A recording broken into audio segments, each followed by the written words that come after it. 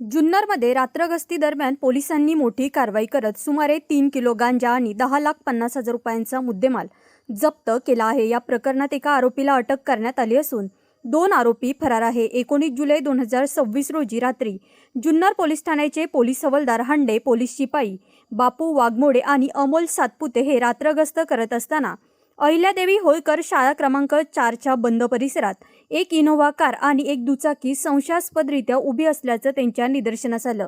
संशय आल्याने त्यांनी तात्काळ वरिष्ठ अधिकाऱ्यांना माहिती दिली। त्यानंतर पोलीस निरीक्षक दत्तात्रय गुंड यांच्या नेतृत्वाखाली विशेष पथक घटनास्थळी दाखल झाले आणि छापा टाकण्यात आला। झडती दरम्यान MH12 ET 3911 क्रमांकाच्या टॉयोटा इनोव्हा कारमधून 2 किलो 66 ग्रॅम गांजा तर घटनास्थळावरून फरार झालेल्या आरोपीच्या दुचाकीतून 962 ग्रॅम गांजा असा एकूण सुमारे 3 किलो गांजा जप्त करण्यात आला। या कारवाईत गांजासह इनोव्हा कार, दुचाकी आणि इतर साहित्य असा 10,50,000 रुपयांचा मुद्देमाल पोलिसांनी जप्त केला आहे।